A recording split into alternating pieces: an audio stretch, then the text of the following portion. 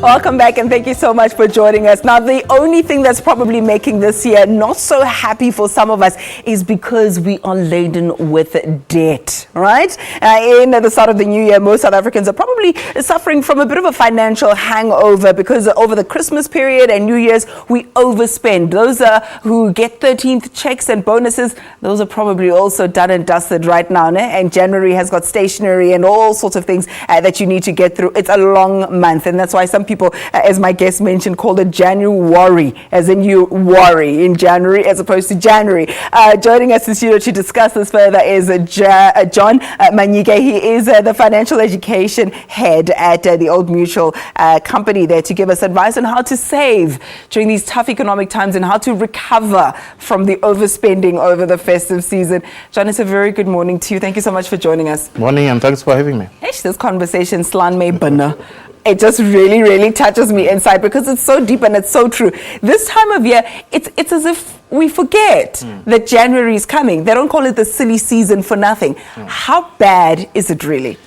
Yeah, it's really, really challenging. I think what makes it very complicated is the fact that a lot of people actually get paid early in December. So if you're used to being paid between the 25th and the 30th of the month, and suddenly you get paid on the 15th, or the 20th, it means January is actually almost the longest month in the calendar. So you have to survive with that salary for about 6 weeks, and it requires a lot of discipline. I'm going to present two scenarios here. The shoulda, coulda, woulda, but didn't. And then the damage is done. What now? Yeah. So let's talk about the should've, could've, would've. What are we supposed to do? What's the ideal over December, January? I think the ideal thing is to actually have a festive season budget and stick to it. If you didn't budget for a holiday, don't go on a holiday. Stay at home, find ways to entertain yourself, and so on. But also, be mindful that there's the back-to-school expenses and all other things, and prioritize your debts and so on, and only spend on what is left if you've got money to spend. It requires planning. A lot of planning and a lot of discipline. Yeah. And going into January, obviously, you need to actually start the new year with a financial vision, and you need to write it down, make sure it is in your face, and budget for it, and stay within your means. A financial vision. You know, so I think the challenge now is, it's the first of the month. A lot of debitors are going to be They're going to bounce. Unfortunately. They're going to bounce. Because a lot of accounts have insufficient funds. So, and people are going to be tempted to go for short-term debt to try and close the gap. And that makes the problem even more worse. So we need to prioritize. You need to find ways to cut down and do away with things that we can do without. Some of us are going to be looking at the phones and fasting and cancelling the spirit of debit orders. And no private numbers calls being taken and all that. Oh my goodness. Oh my God. I mean, I laugh about it, but it actually really is serious because it can take you several months to recover from debt incurred over the festive season. Absolutely. This is where, you're going to find a situation where there's formal and informal lenders. So when people realize that they cannot qualify for a loan, perhaps, to try and close the gap, they go to the informal sector, which are the loan sharks. So you can imagine how the year is going to progress from there on. And I suppose people have in mind that I'm just going to get a short loan now. I'm going to pay it off with my next month's salary, etc. But it's a ripple effect, is it not? Absolutely. It is a ripple effect. And this is the right time to actually start planning. Speak to your financial advisor. Start planning and take lessons from what you didn't do well over the festive season to say, what are you going to be doing differently this year? And it starts with that financial vision, as you said. Absolutely. Yeah. But it seems to me, and I mean, I don't have any conclusive evidence to back up this assumption of mine, but it seems to me that we don't have a culture of saving. That when we do have money, we love to floss, we love the bling, we love to show that I've worked hard throughout the year, and perhaps there is merit in that. You should, enjoy the fruits of your labor. But do you think that we ought to cultivate a culture of saving a bit more in South Africa? Strangely, in South Africa, we actually do have a culture of saving. The only problem is that we don't have a culture of long-term saving.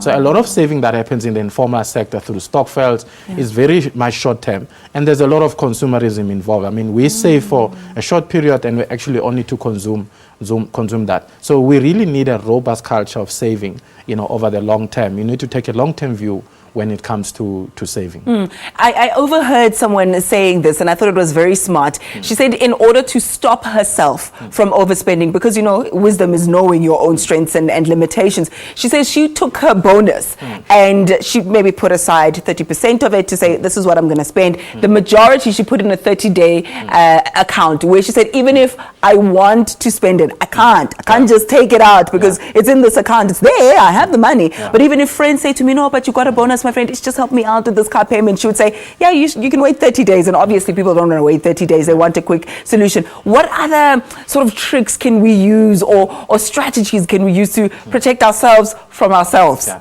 That's a smart move, and that's why it's important that when you start saving, you need to automate it, and you need to try and put it in a vehicle that's going to make it difficult for you to access the money. But, you know, these days we've got a lot of innovative products in the industry. I mean, there is an account, for example, where that helps you to save as you swipe. So you can actually structure your account in such a way that every time you swipe, a certain percentage gets put on a pocket for savings. And those are the kind of products that people should start be looking at and different ways of saving. And perhaps lastly, as we wrap up this conversation, is there any grounds for so-called consolidating my debt?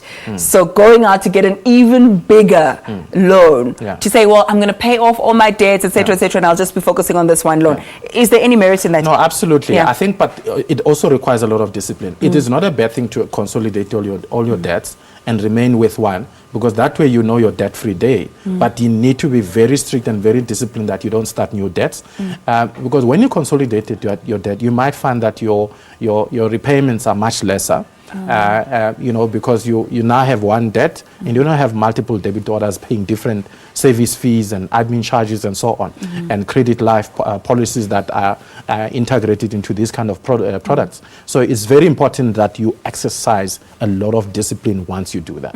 South Africa has been thrown quite a lot of curveballs in our economy of late. We're not looking as good as we could be. What do you think 2016 has in store for us? I'm going to ask you to look in like an invisible crystal ball and say, I mean, what is your hunch telling you that the next year has in store for us? I think it's going to be quite a challenging year. I think if you look at the weakening rand, the possible interest rate hikes that might be coming our way, so we really need to tighten our belts going into 2016. Yes, we might see the oil price dropping now and again, but you know that it always fluctuates. But the bigger challenge really is whether we might end up going into junk status and so on. But I think we just need to be very, very cautious when it comes to borrowing and do it responsibly. Other than caution, what sort of pearls of wisdom can you give us going into the new year? First appointment, speak to your financial advisor. Have a financial plan and a financial vision for 2016. Oh, I love it. It sounds so good. I must put that on my to-do list for 2016. I'm one of those people who don't have such, but I think I've learned a lot from this conversation. Thank you so much for that. John Manyike is the head of financial education at Old Mutual. It's been such a huge pleasure to have him with us. If you're feeling convicted where you are and you're like, yeah, it's good. It means that the message has sunk in. Let's take a quick